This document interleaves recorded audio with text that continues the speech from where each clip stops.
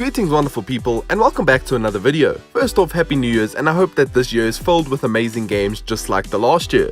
We here at Let's thought it would be an awesome idea to take a look at our top 10 games that will be releasing in the first quarter of this year, so that you can start saving, because we all know how rough January is for gamers.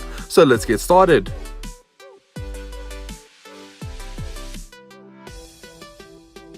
At number 10, we have Resident Evil 2 Remake, releasing for all platforms on January 25th.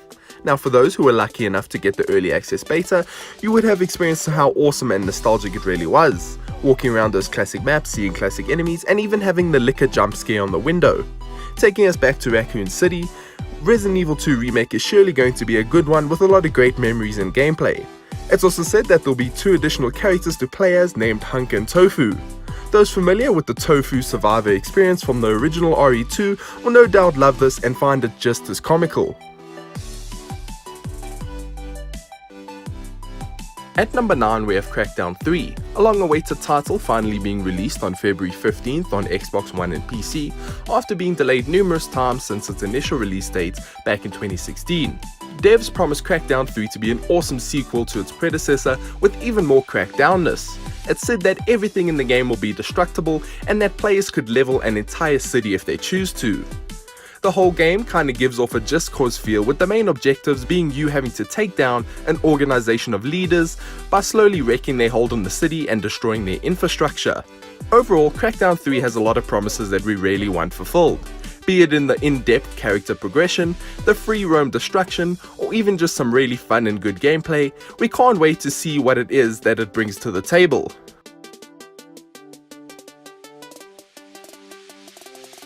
At number 8, we have Tropico 6, the continuation to the popular Tropico series. It's currently dated to release on March 29th for all platforms, and it has many fans excited for it. Players will once again take the role of El Presidente and control and construct their empire on the tropical island of Tropico. Similar to the previous entries, the game will once again feature the 4 known eras: the Colonial, World Wars, Cold War, and Modern Era, each bringing new technology, advancements, and threats to the island of Tropico. Players will also be able to build their cities on smaller islands surrounding Tropico and link them with bridges during and after the World War era. This is a pretty neat addition, and I think it will bring a lot more to the game than most think. Developers have also said that decisions will be more important this time around, with mistreated citizens igniting revolts and coups. Let's hope Tropico 6 comes through just as awesome as it's looking. At number 7 we have Dirt Rally 2.0. The latest entry in the Dirt Rally series will be releasing on the 26th of February for all platforms and will bring with it an abundance of changes, new features, and more mechanics to learn. Players in Dirt Rally 2.0 will take part in both tarmac and dirt road races, both being significantly different to master and learn. New weather mechanics are also in play, making players pay attention to the heat on the tarmac or the slippery mud. Grip and traction are 2 main features that players must learn if they want to become a Dirt Rally pro. Another awesome feature adding to the realism of the game is track degradation, meaning the more times a car rides over a specific vulnerable spot in the track, the weaker the grip becomes as the sand there is shifting and falling apart. I honestly believe that Dirt Rally 2.0 is going to be an amazing realistic driving simulator that has a lot to offer. Now all we have to do is wait for it. At number 6 we have Far Cry New Dawn, set to release on February 15th for all platforms. A kinda sequel to the catastrophic events at the end of Far Cry 5, and if you don't want spoilers, skip ahead. So after the nuclear explosions devastated Hope County, 17 years into the future, the players will take on the role as a survivor looking to rebuild the city and area, as well as loosen the control that the twin sisters Mickey and Lou have on the area. Those 2 meddling twins lead the savage group known as the Highwaymen, a fanatical bunch of goons. The game will feature a similar map, however developers have stated that it will be heavily restructured thanks to the obvious nuclear explosion reasons. Similar to previous games, players will need to conquer outposts, secure resources, kill off the Highwaymen, and free Hope County once again. There will be a similar crafting system and also new weapons. One that we have already been shown is the Saw Launcher. Similar in style to Killing Floor 2's Eviscerator, this deadly machine will launch spinning buzzsaws at the enemies. The game's whole premise seems awesome, and I'm always a fan of post-apocalyptic vibes, so bring on Far Cry New Dawn. At number 5, we have Tom Clancy's The Division 2, dated for March 15th and releasing on all platforms. The Division 2 sees players jumping back into Washington DC 7 months after the ending of its predecessor is where Division 2 picks off. This time around, there's a civil war taking place between survivors and the evil band of goons wanting to control the city. Generally speaking, the game follows the same premise as its number 1 counterparts, but it is bringing a little more to the table. Division 1 ended off in a pretty decent space, much different than it was at launch. And Division 2 is picking up where it left off, but with promises of improved gameplay systems such as combat, UI, and overall feel and gameplay. Another awesome feature will be the raids, which will be similar in style to raids in Destiny. 8 players will team up to take on one huge fortress or extremely difficult mission in hopes for amazing loot. If that isn't alluring, then I don't know what is. At number 4, we have Sekiro: Shadows Die Twice, releasing for all platforms on March 22nd. A Souls-like game set in the late 16th century Sengoku period Japan. The story follows a fallen shinobi after his arm was severed by a samurai kidnapping his lord. He wakes to find his arm replaced with a prosthetic one, all thanks to an unknown bushi. He then is dubbed Sekiro and he sets off on his journey to rescue his lord. Being a From Software game, players can expect brutal and exciting combat that is both punishing and rewarding. New features such as the increased mobility thanks to Sekiro's prosthetic arm are present, and this includes things such as a grappling hook.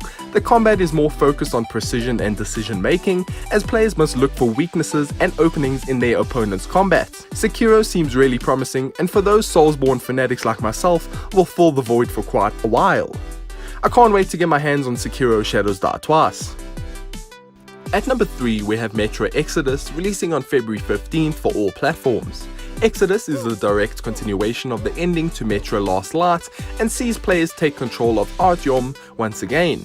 Similar to its predecessors, the game takes place in the harsh winters of the Russian Federation, and the story spans over a year as Artyom travels east in hopes for a new life away from the mutants and harsh living.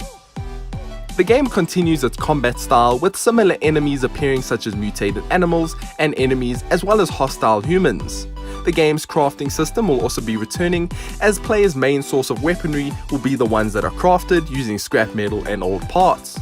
The game is set to have a dynamic weather system as well as multiple different climates that the player will be experiencing as they progress through the game. As previously mentioned, the game will span over a year, and throughout it we'll be experiencing all the different seasons while traveling through the harsh lands of the Russian Federations. In all honesty, Metro Exodus is looking better than its predecessors ever did, and I can't wait to give it a try myself.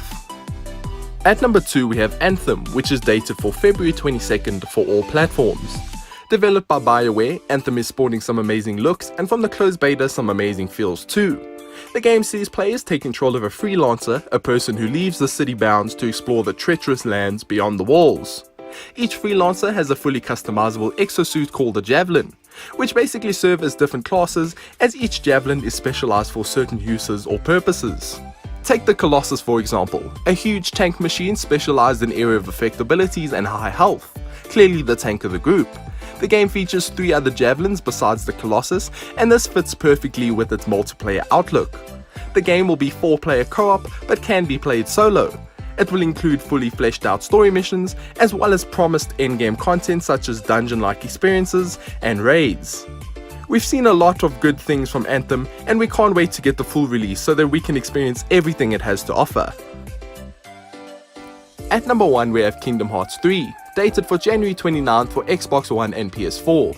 What more is there to say except finally? Concepts for KH3 began as early as 2006, and fans have been patiently waiting ever since. The game will be the thrilling conclusion to the Dark Seeker saga, and will see players take control of Sora, as well as being joined by the faithful Donald, Goofy, King Mickey and Raikou. The game will also feature countless other iconic characters such as Woody and Buzz Lightyear. The story continues where Dream Drop Distance left off, and sees the group attempt to find all 7 Guardians of Light and the key to return all hearts. They are obviously met with some resistance in the form of Master Xehanort, as he plans to balance the light and dark and bring upon the final battle between Zora and himself. Fans have waited too long, and their dreams are finally being realized. Not even being a huge Kingdom Hearts fan, and I am so stoked for this release, purely because of the extreme weight and suspense that it has created. The game is just around the corner, and I cannot wait. But that's going to be all, folks. Are there any other games releasing in the first quarter of 2019 that you're excited for? Let us know down below. If you enjoyed, please consider liking and subscribing, and until next time, farewell.